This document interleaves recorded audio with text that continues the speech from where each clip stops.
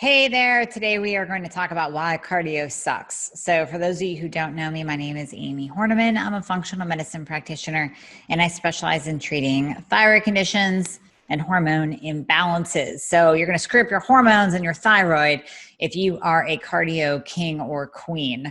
So, this is why cardio sucks. And by cardio, I mean that long, slow, steady state run that you do on the treadmill, pounding away on the elliptical, climbing those stairs to nowhere, and just getting your heart rate up and doing this every single day for 20 to 40 minutes a day, day after day, thinking that you are going to burn fat.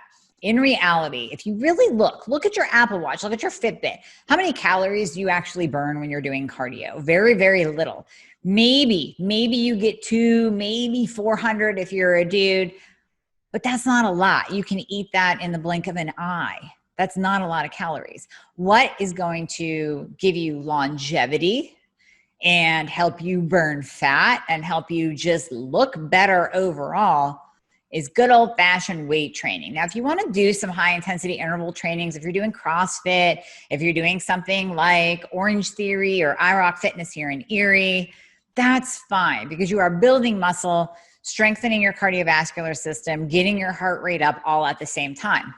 But I will tell you, a good weightlifting session will beat cardio any day of the week. And if you do it properly and you do it with some level of intensity and you don't have a 10-minute conversation in between each exercise and each set, your heart rate will get up and you will be in the fat burning zone. So you're going to kind of get double for your money in that time that you are allowing yourself to be at the gym or working out in your home.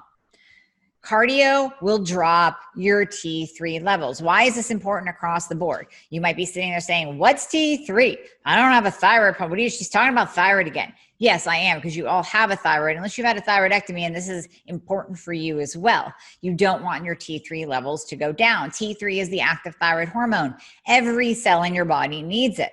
If you pound yourself into the ground with cardio, you will drop your free T3 levels. You will drop that active thyroid hormone that has to get into the cell to give you energy and grow your hair and strengthen your nails and help you to burn fat and give you a good mood and get you through the day. That's the last thing that you want.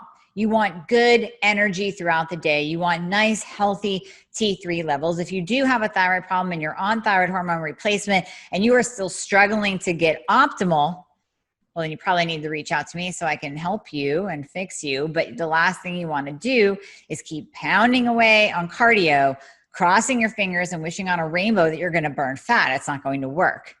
You are better off building lean muscle, lift heavy weights, alternate. You can go heavy, you can go light, you can go up set, drop set, multi-sets, cross sets, whatever you want to do.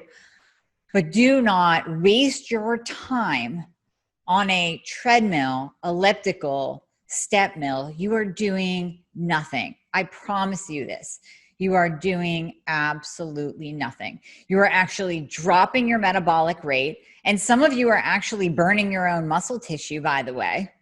Some of you are burning the muscle tissue that you work so hard to build, that is making you more metabolically active, that is keeping you fit longer, that is going to protect your bones as you age. You are breaking down that muscle tissue instead of building it up when you do cardio. Now you're breaking it down too when you lift weights. I get it. The whole you break down to build back up. But when you're contracting the muscle, when you're actually lifting heavy weights, when you're using resistance, that is what's going to build muscle tissue, give you a higher metabolic rate for a longer period of time, and it will keep your circulation going and your heart healthy as well. I stopped doing cardio, what was it, about a year and a half ago. Now, before that, I would still do high intensity interval trainings. I would do some burpees. I still throw in some burpees here and there. I would do the step mill. I'll still use that for 5 or 10 minutes just to warm up.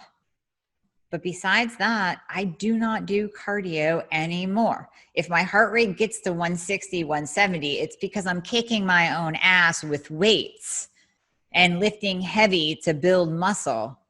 And that's why it's getting high and into the fat burning zone without me doing long, boring cardio that's going to drop my metabolism and drop my T3 levels.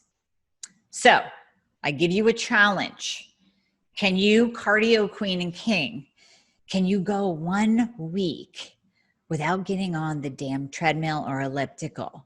Can you do it? Can you spend that time that you would waste mindlessly on one of those freaking machines and lift weights instead?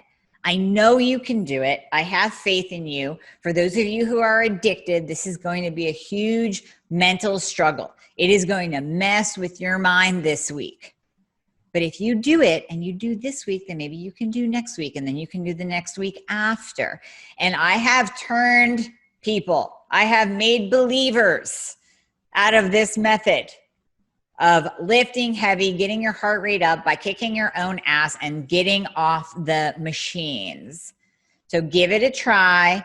Comment below. Let me know how you do. If you don't make it a week, don't beat yourself up. You just have a little bit of an exercise addiction and you're a cardio queen or king. We can break that for you. I promise you. And you will notice huge, huge, huge results. I will leave you with this one mental picture. And I have said this before. Maybe some of you have heard me say this, but I want you to picture the difference between a marathon runner and a sprinter. Marathon runners in general, I know you might be one out there and you're like, I'm fit, I'm all right, I have my muscle.